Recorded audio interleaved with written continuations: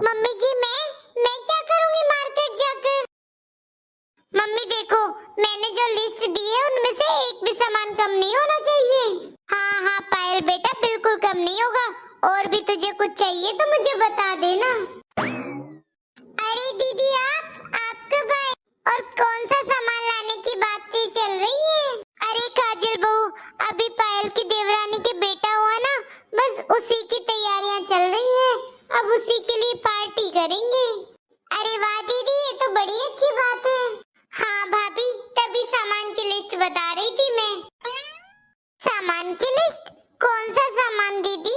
अरे भाभी, मेरी देवरानी के बेटा हुआ है तो मेरे मायके से जो जो सामान आएगा उसी की लिस्ट। पर दीदी, बेटा तो आपकी देवरानी के हुआ है तो उसका सामान हमारे घर से किस ले जाएगा? अरे काजल वो, तुझमें बिल्कुल भी दिमाग नहीं है। अगर इसकी देवरानी के बेटा हुआ है, प्रोग्राम करेंगे तो हमारा फर्ज नहीं बनता कि हमें भी उधर कुछ लेकर जाना चाहिए? खाली हाथ चली जाओगी क्या बेटी के ससुराल?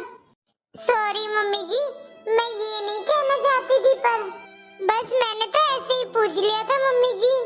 दीदी आप एक काम करो, आपको जो जो सामान चाहिए मुझे बता दो, मैं ले आऊंगी।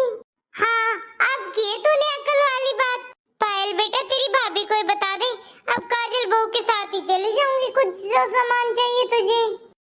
ठीक है भाभी, तो आप ही सुन लो मुझे क्या क्या चाहिए। भाभी देखो, बहुत अच्छे अच्छे कपड़े लेके आना, मेरे, इनके और मेरे बेटे के। हमारे कपड़े तो बनते ही हैं और सास ससुर के भी लेके आने पड़ेंगे। और हाँ भाभी, मेरी ननंद है ना, उसके और उसके हस्बैंड के कपड़े भी लेकर आने पड़ेंगे आप लोगों को। और देखो भाभी, देवरानी के बेटे के तो अच्छे अच्छे 5 जोड़ी कपड़े लेकर आना। अब एक एक जोड़ी कपड़े क्या हाथ पर रखूंगी देवरानी की। ठीक है दीदी, बहुत अच्छे कपड़े लेकर आऊंगी, आपके उधर सब देखते रह जाएंगे। और नहीं तो क्या भाभी, आपको पता है जब मेरा बेटा हुआ था तो देवरानी के दर से कुछ नहीं आया था, बस मेरे बेटे के लिए एक सस्ता सा सूट दे दिया था उसके मायके वालों ने। अरे मम्मी क्या बताऊं, मेरे लिए भी कुछ नहीं लेकर आए थे उसके मायके वाले। बात तो इतनी बड़ी बड़ी करेंगे पर लाते कुछ नहीं है वो। अब देखना भाभी, मेरी देवरानी भी देखती रह जाएगी कि मेरे मायके से क्या क्या आता है। और उसके तो इतने फटीचर मायके वाले हैं, कुछ नहीं है, भिखारी कहीं के। और हाँ मम्मी, देवरानी के बेटे के लिए कुछ गले में सोने का भी बनवा देना, अच्छा नहीं लगता ना ऐसे। अब देवरानी के बेटे के लिए सोने की चीज भेजोगे तो मेरे और इनके लिए भी तो सोने की अंगूठी तो कम से कम चाहिए, क्यों मम्मी? अरे हाँ, तू चिंता मत कर पायल बेटा, जो जो तूने लिस्ट बताई है सारा सामान भेज दूंगी और सोने की चीज भी साथ में। हाँ मम्मी, तभी तो देवरानी को पता चलेगा कि मेरे मायके वाले कैसे हैं और ऐसे लेना देना करते हैं। दीदी आपने तो बहुत खर्चा बता दिया, जितना सामान आप बता रहे हो इतना कोई जेठानी के मायके से थोड़ी ना आएगा, ये सब तो देवरानी के मायके से आएगा, क्यों दीदी? पर दीदी आपके मायके से इतना नहीं जाएगा।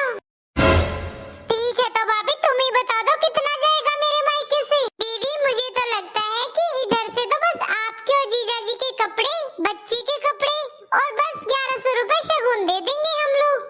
अब सोने चांदी की चीजें थोड़ी ना जाएगी जेठानी के मायके से, क्यों मम्मी जी? सुन रही हो मम्मी, क्या कह रही है तुम्हारी बहू? अरे शगुन के नाम पे सिर्फ 1100 रुपए देंगे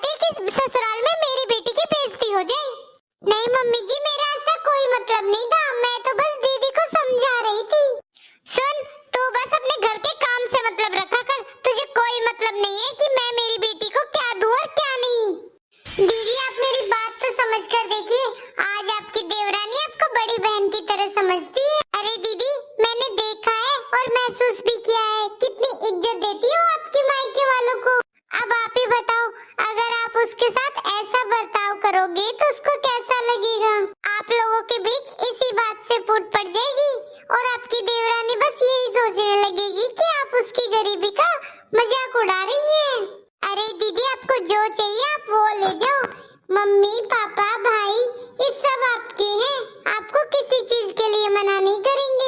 और दीदी आपको तो पता ही है मैं कौन से अमीर घर से हूँ, पर दीदी कभी कभी मुझे अपनी बहुत गरीबी फील होती है जब मम्मी जी मुझे ताने देती हैं या किसी बात पर सुनाती हैं। कितनी बार मम्मी जी मुझे ताने देती हैं कि उनके मायके से कितना कुछ आता है और मेरे मायके से कितना कम। बहू बहुत देर से तेरा ज्ञान सुन रही है मेरी बेटी, अब तो जा अपना काम कर ले और मैं खुद देख लूंगी मुझे मेरी बेटी के लिए क्या करना क्या नहीं, और मैं अपने आप खरीदारी कर लाऊंगी जो लिस्ट दी है मेरी बेटी ने, समझी तुम? नहीं मम्मी आप रहने देना। क्यों पायल क्या हुआ? मम्मी शायद भाभी बिल्कुल ठीक कह रही है, मुझे ऐसा बिल्कुल नहीं करना चाहिए अपनी देवरानी के साथ।